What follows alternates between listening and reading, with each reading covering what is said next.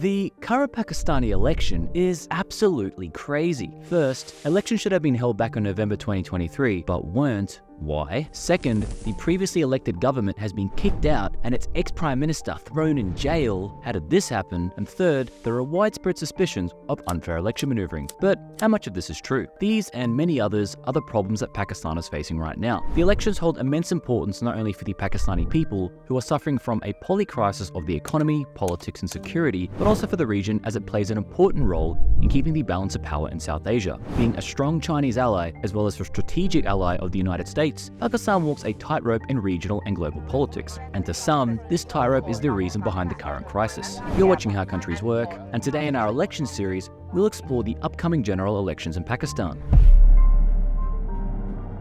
First of all, let's see how elections in Pakistan even work. In Pakistan, the process of electing both the legislative body and the Prime Minister involves a series of steps aimed at ensuring representation and democratic governance. The country is divided into constituencies, each having a specific number of seats in the National Assembly and Provincial Assemblies, determined by population size. All citizens aged 18 and above must register to vote in their respective constituencies, a process overseen by the Electoral Commission of Pakistan, or ECP. Remember these guys, because we'll be talking a lot more about them. Up for grabs in this election are 342 seats in the National Assembly of Pakistan. Election day is 8th of February 2024, and after voting on election day on 8th of February 2024, the counting of votes commences at each polling station, with results being compiled and sent to the ECP. The ECP then consolidates the results from all constituencies and officially declares the winners. The political party or coalition securing the majority of seats in the National Assembly forms the government, and its leader becomes the Prime Minister. Currently, the government consists of a coalition between multiple parties, including two major parties, Pakistan Muslim League Nawaz and the Pakistan People's Party, and other minor parties, although they did not win the last election. As the scheduled date for Pakistan's 2024 general elections draw near, the political landscape is marred by controversies, legal battles, and accusations of interference, setting the stage for a high-stakes electoral showdown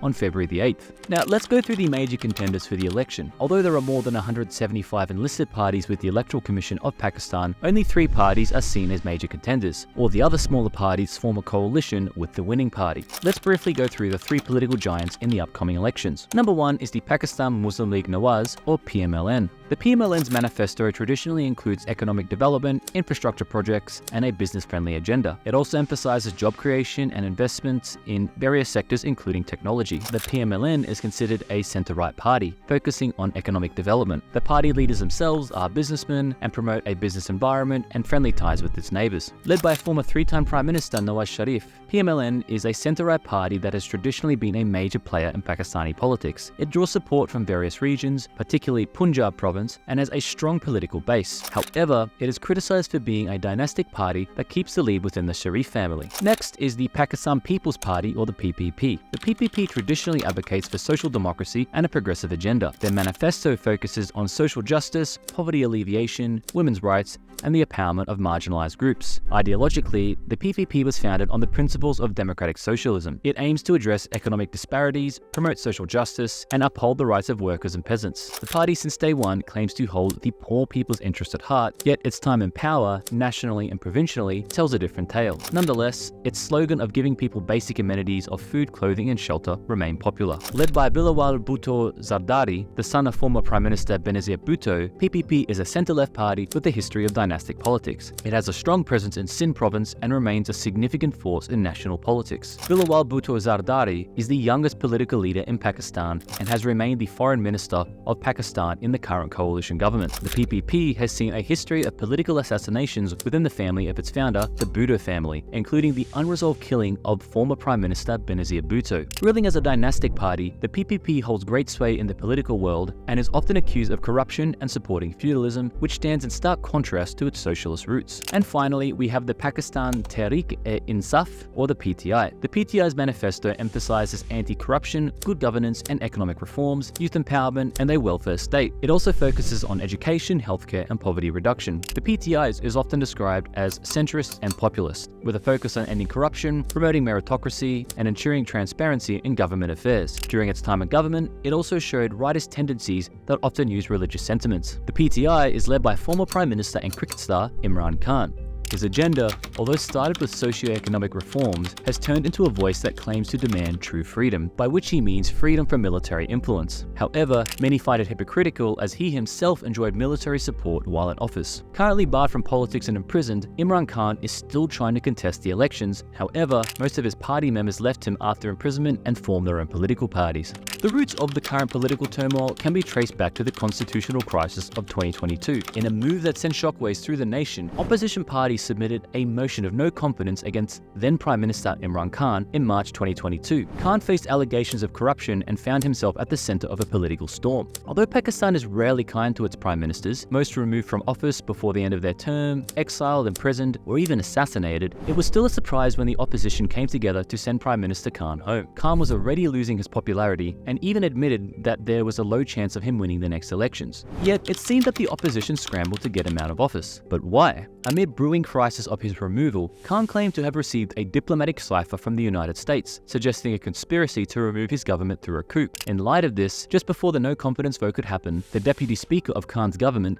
said that a foreign country was involved in trying to change the government, therefore he must reject the no-confidence motion. The Prime Minister then told the President to stop everything and dissolve the National Assembly. After some days of confusion, disagreement, and a constitutional crisis, the Supreme Court of Pakistan ruled to undo all of Khan's maneuvers. Finally, on the 9th of April 2022, Khan was removed from office after 174 members of the National Assembly voted against him in Parliament, to be replaced with Shehbaz Sharif of the Muslim League, making him the first Prime Minister in Pakistan to be removed through a vote of no confidence. Khan accused the establishment, or the military shadow government, and United States interference to have been behind his removal. However, the US and the Pakistan establishment both denied these charges. Little did Khan know that his problems had just begun. On the 9th of May 2023, Khan was arrested on corruption charges at the Islamabad High Court by paramilitary troops who smashed their way into the courthouse. He was sentenced to a 3-year jail term on the 5th of August 2023 after being found guilty of misusing his premiership to buy and sell gifts in state possession that were received during diplomatic visits abroad. After arrest, Khan has regained much of his popularity,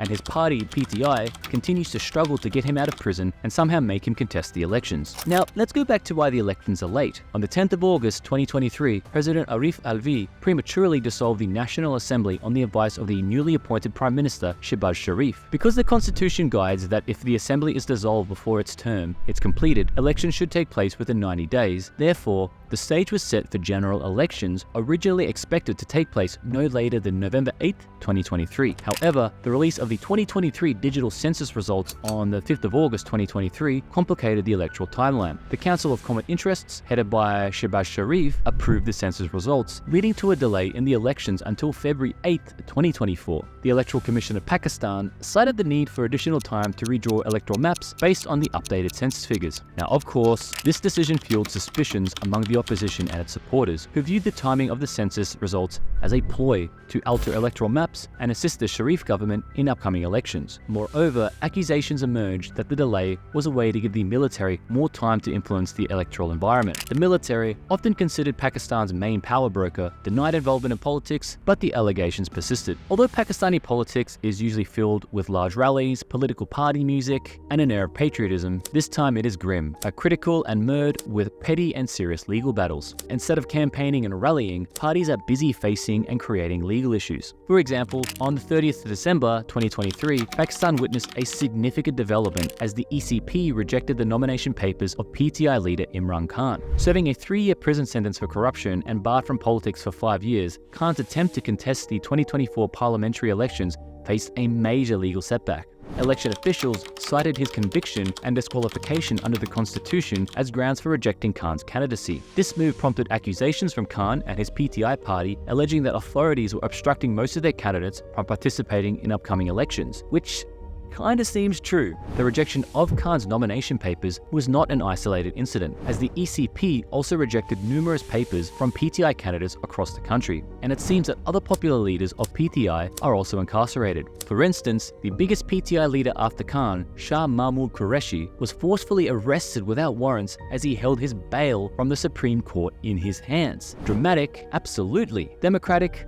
That's debatable. It was an arrest that he, his party, and human rights activists claim to be illegal. Furthermore, the legal battles surrounding the rejection of nominations are expected to intensify as PTI candidates prepare to challenge the decisions in electoral tribunals. The party's leadership contends that the rejection of nomination papers was influenced by external forces such as the establishment. Now, in contrast to the obstacles faced by the PTI to even contest the election, the Pakistan Muslim League, or PMLN, saw its former Prime Minister Nawaz Sharif's nomination accepted for 2 constituencies. Sharif, who returned to Pakistan after 4 years in self-exile, had 2 corruption convictions overturned by a court, although he still faces legal hurdles, including a life ban on holding public office. So then, how is he able to contest elections? It really remains a blur how Nawaz Sharif got the approval to contest elections. This issue also raised concerns among many observers about the perceived backing of the Pakistan military for the PMLN. The military's historical role in Pakistani politics and its influence on elections have led to speculation about the electoral playing field's fairness. As Pakistan inches closer to the rescheduled February 8th elections, the political landscape remains fraught with uncertainty, legal battles, and accusations of interference. Away from these political legal battles, the Pakistani people are burdened by social and economic problems ranging from a shrinking health and education budget to crime and political suppression. Pakistan is also facing an increasing threat of terrorism since the Taliban factions within Pakistan have become emboldened by a Taliban government in its neighboring Afghanistan. But everything fades in front of the economic crisis. Skyrocketing prices, expanding taxes, unemployment, and low wages are pushing the lower middle class below the poverty line, while the poor fight for their survival. And what do the people think? The political parties, whose immediate concerns completely exclude these real-time issues from the election narrative, reduce these elections to a race for power,